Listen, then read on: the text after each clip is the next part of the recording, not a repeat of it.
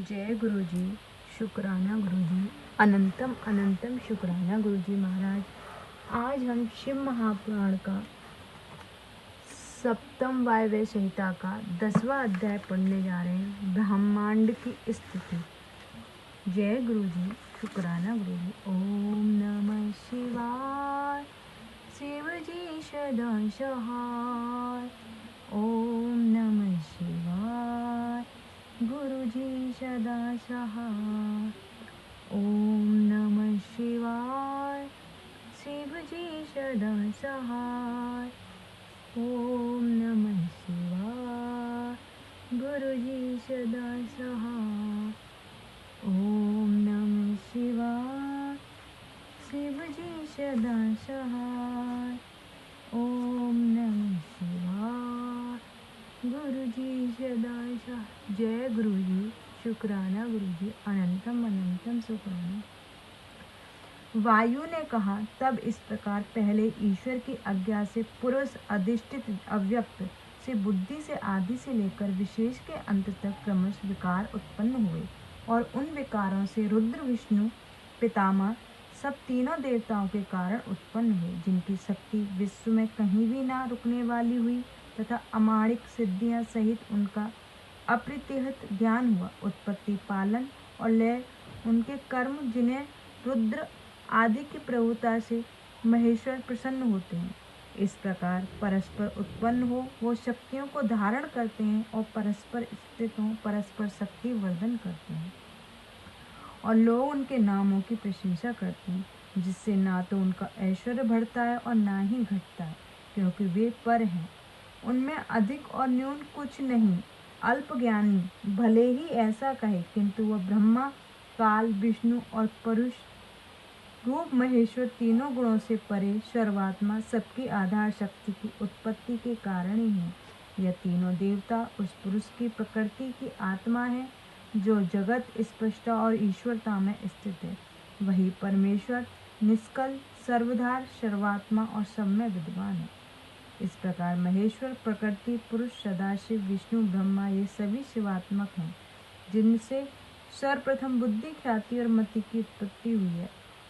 महत्व को छोड़ने से 3 प्रकार का अहंकार उत्पन्न होता है, जिससे पंचभूत, तन्मात्रा और इंद्रियां उत्पन्न हुई। जब अहंकार विकारी हुआ तो उसमें सतगुण सत्व की उत्पत्ति हुई। फिर बुद्धि आदि 5 ज्ञानेंद्रियों, 5 कर्मेंद्रियों से मिलकर ये 10 और 11 मन उत्पन्न हुए, जो सत्व रज उभयात्मक हुआ, और उसे तमोयुक्त अहंकार से भूत आदि तन्मात्राएं उत्पन्न हुई, जो भूतों के आदिभूत कहलाए। फिर जब उनमें अहंकार हुआ तो उस शब्द से और शब्द से आकाश उत्पन्न हुआ। आकाश से स्पर्श और स्पर्श से वायु, और वायु के रूप से तेज, और तेज के रस से उत्पत्ति हुई। फिर रस से जल, और जल से गंध, और गंध से पृथ्वी। इस प्रकार 5 महाभूतों का सारा जगत उत्पन्न हुआ। इन सब से मिलकर एक अखंड उत्पन्न हुआ, अंड उत्पन्न हुआ। और जब इस प्रकार कार्य कारण रूप ब्रह्मा की सिद्धि हुई, तब उस अंड के ब्रह्मा संज्ञक क्षेत्र की वृद्धि को प्राप्त हुआ। यही प्रथम शरीर पुरुष कहलाया, जो प्राणियों की अधिकर्ता ब्रह्मा को लेकर पहले उत्पन्न हुआ। तब उस सृष्टिकर्ता में ज्ञान, वैराग्य, लक्षण संपन्न धर्म की उत्पत्ति हुई, जिसकी बुद्धि ऐश्वर्य कारक हुई। जिसके मन में जो कुछ इच्छा होती है, वह सब कुछ अव्यक्त उत्पन्न होता है।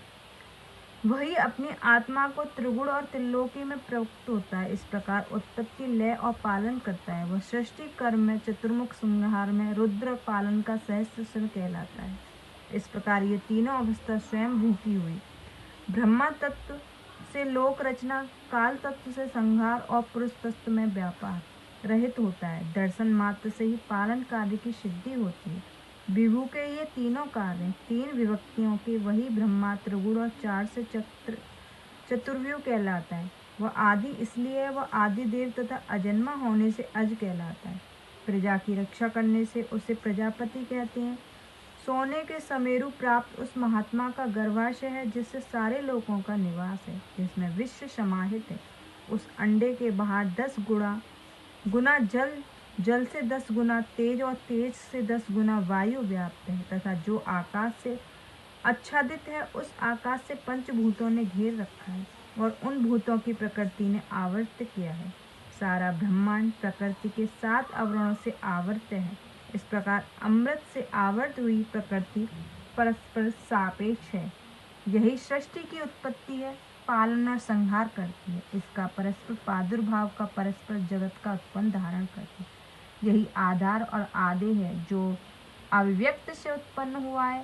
काल वश साथ ही सम विषम गुण उत्पन्न होते हैं। गुण के साम्य से ही लय और विषमता में सृष्टि होती है। पितामह का कारण यही घना अंड ब्रह्मा का क्षित्रेज कहा गया। इस प्रवाह के हजारों और करोड़ों अंड हैं, जिसके प्रधान की स्वर्ग गति होती है, जो नित्यक और ऊपर के नीचे स्थित है। वही उन्हीं स्थानों में ब्रह्मा विष्णु और महादेव स्थित हैं, जिनकी रचना प्रधान पुरुष से हुई है, जिसमें शंभु का ही सानिध्य है। वे महेश्वर व्यक्त से परे हैं।